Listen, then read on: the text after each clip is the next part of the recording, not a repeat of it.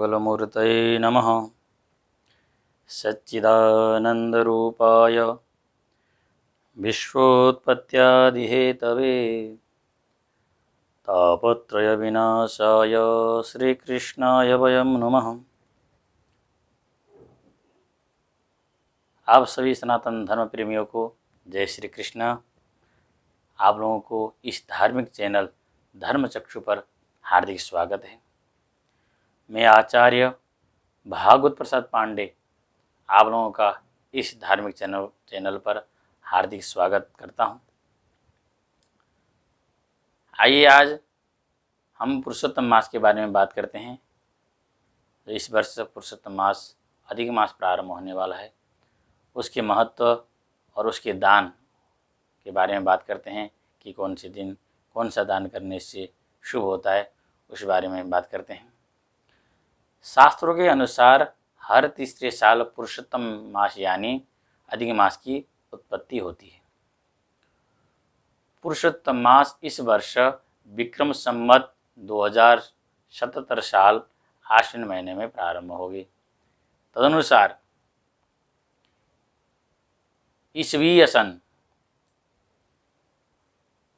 18 सितंबर 2020 शुक्रवार से प्रारंभ होकर 16 अक्टूबर 2020 शुक्रवार को समाप्त होगा। पुरुषोत्तम मास श्रेष्ठ महीना है। धर्म ग्रंथों के अनुसार नृसिंह भगवान ने इस मास को अपना नाम देकर कहा है कि अब मैं इस मास का स्वामी हो गया हूँ और इसके नाम से सारा जगत पवित्र होगा। इस महीने में जो भी मुझे प्रसन्न करेगा वह कभी गरीब नहीं होगा और उसकी हर मनोकामना पूरी होगी। इसलिए इसे किस्मत चमकाने वाला महीना भी कहते हैं। इस मास के दौरान जप तप दान से अनंत पुण्यों की प्राप्ति होती है। इस मास में श्री कृष्ण कथा, श्रीमद् भागवत गीता, श्री राम कथा वाचन और श्री विष्णु भगवान के श्री नृसिंह स्वरूप की उपासना विशेष रूप से की जाती है। इस मास उपासना करने का अपना अलग ही महत्व है। पुरुषोत्तम मास में कथा पढ़ने सुनने से भी बहुत लाभ प्राप्त होता है। इस मास में जमीन पर शयन एक समय भोजन करने से अनंत फल प्राप्त होते हैं। सूर्य की 12 संक्रांति के आधार पर ही वर्ष में 12 माह होते हैं। प्रत्येक 3 वर्ष के बाद पुरुषोत्तम मास आता है। पंचांग के अनुसार सारे तिथि वार योग करण नक्षत्र के अलावा सभी मास के कोई न कोई देवता स्वामी होते हैं, किंतु पुरुषोत्तम मास का कोई स्वामी न होने के कारण सभी मंगल कार्य जैसे विवाह, यज्ञोपवीत संस्कार, गृह प्रवेश, मुंडन आदि संस्कार और पितृ कार्य वर्जित माने गए हैं। लेकिन दान धर्म पूजन का महत्व पुराणों शास्त्रों में बताया गया है कि यह माह व्रत उपवास दान पूजा यज्ञ हवन और ध्यान करने से मनुष्य के सारे पाप कर्मों का क्षय होकर उन्हें कई गुना पुण्य फल प्राप्त होता है। इस मास आपके द्वारा दिया गया 1 रुपया भी आपको 100 गुना फल देता है। इसलिए अधिक मास के महत्व को ध्यान में रखकर इस माह दान पुण्य देने का बहुत महत्व है। इस मास भागवत कथा श्री राम कथा श्रवण पर विशेष ध्यान दिया जाता है। धार्मिक तीर्थ स्थलों पर स्नान करने से आपको मोक्ष की प्राप्ति और अनंत पुण्य की फल प्राप्त होता है। अब हम कैसे समझे अधिक मास को, पुरुषोत्तम मास का अर्थ क्या है, इस बारे में बात करते हैं। जिस मास में सूर्य की संक्रांति नहीं होती वह अधिक मास यदि मलमास कहा जाता है। इनमें खास तौर पर सर्वमांगलिक कार्य वर्जित माने गए हैं, लेकिन यह माह धर्म कर्म के कार्य में बहुत फलदायी होता है। इस मास में किए गए धार्मिक आयोजन पुण्य फलदायी होने के साथ ही ये आपको दूसरे मासों की अपेक्षा करोड़ों गुना अधिक फल देने वाले माने गए हैं। पुरुषोत्तम मास में दीपदान, वस्त्र एवं श्रीमद् भागवत कथा ग्रंथ का दान विशेष महत्व है। इस मास में दीपदान करने से धन वैभव में वृद्धि होने के साथ आपको पुण्य लाभ की प्राप्त होता है। पुरुषोत्तम मास में भगवान विष्णु के पूजन के साथ साथ कथा श्रवण का विशेष महत्व है। इस महात्म्य को शुभ फलदायी बनाने हेतु मनुष्य को पुरुषोत्तम मास में अपना आचरण अति पवित्र व अच्छे चरित्र को उजागर करने वाला सद्व्यवहार करना चाहिए। पुरुषोत्तम मास में दिए जाने वाले दान धर्म का विशेष महत्व है। अगर आप अपनी किस्मत चमकाना चाहते हैं तो श्री नृसिंह भगवान, श्री विष्णु भगवान को प्रसन्न करने के लिए उपाय करें। यह उपाय क्या क्या है, इस बारे में बताते हैं। पहला उपाय, मल मास में शंख पूजन का विशेष महत्व है, क्योंकि शंख को लक्ष्मी का प्रतीक माना गया है। इसी वजह से जो व्यक्ति नियमित रूप से शंख की पूजा करता है उसके घर में कभी धन की कमी नहीं रहती। पूरे मलमास में विधि विधान से शंख की पूजा की जानी चाहिए। शंख की पूजा करते समय इस मंत्र का पाठ करना चाहिए। तम पूरा शागुरोत्पन्न विष्णुना विधृत करे निर्मित सर्वदेवैश्च पांचजन्य नमोस्तुते।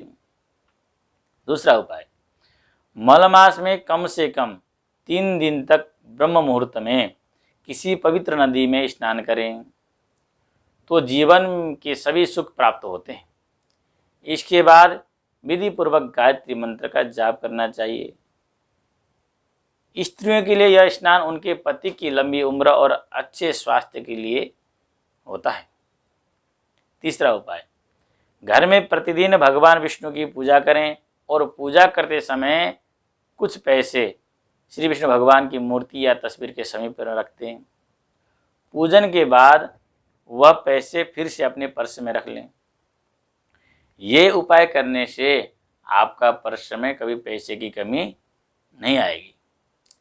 चौथा उपाय, मलमास में रोज शाम के समय तुलसी के पौधे के सामने गाय के घी का दीपक जलाएं और ओम नमो भगवते वासुदेवाय मंत्र बोलते हुए तुलसी की 11 परिक्रमा करें। इस उपाय से घर में सुख शांति बनी रहती है और किसी भी प्रकार का कोई संकट नहीं आता। पांचवा उपाय, काफ़ी कोशिशों के बाद भी यदि आमदनी नहीं बढ़ रही है या नौकरी में प्रमोशन नहीं हो रहा है तो मलमास की दोनों एकादशी तिथियों में 7 कन्याओं को घर बुलाकर भोजन कराएं। भोजन में विशेष खीर होना आवश्यक होना चाहिए। उसके बाद उनको कुछ दक्षिणा दें। कुछ ही दिनों में आपकी कामना पूर्ण हो जाएगी।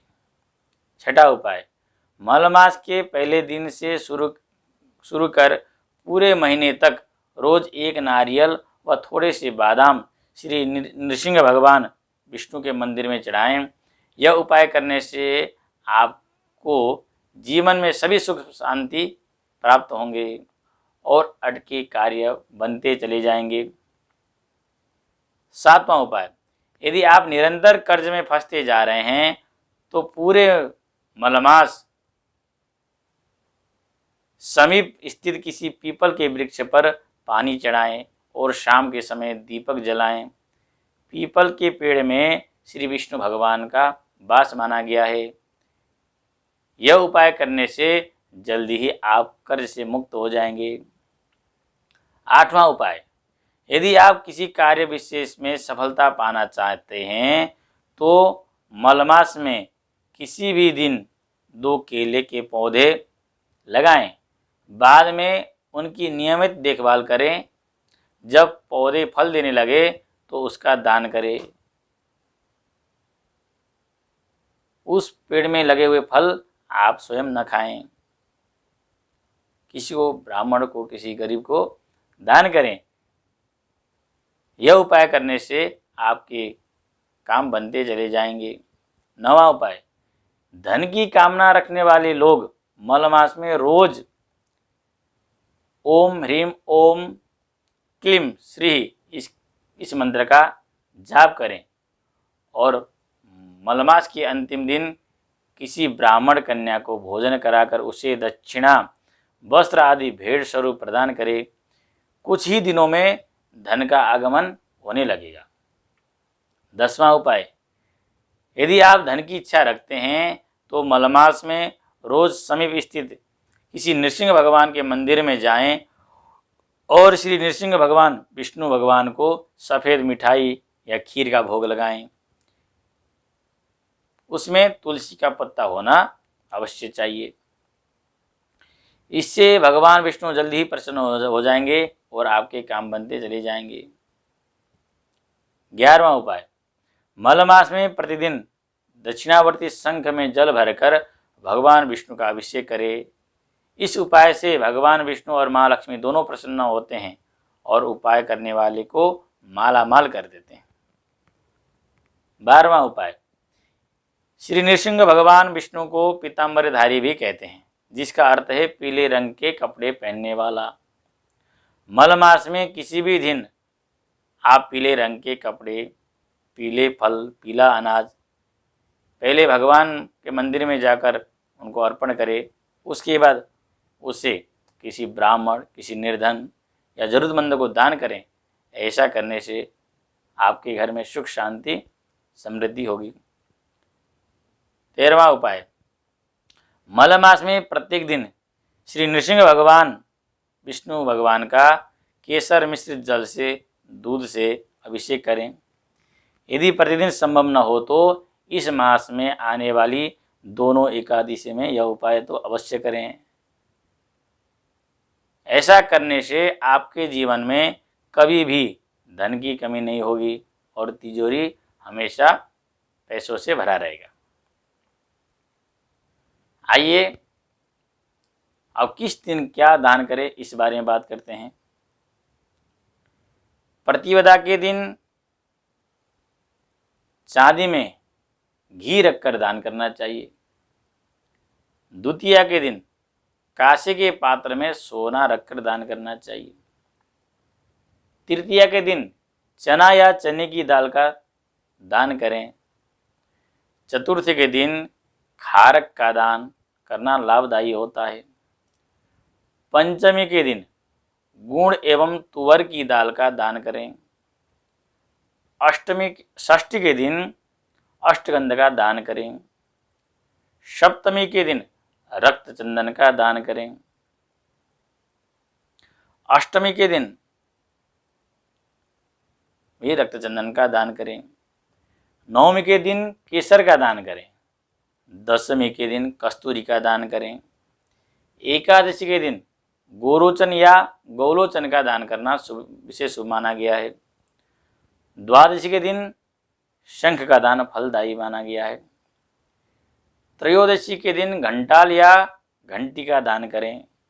चतुर्दशी के दिन मोती या मोती से बनी माला का दान करें। पूर्णिमा के दिन माणिक्य तथा रत्नों का दान करें। ऐसा करने से सुख, शांति, समृद्धि होती है।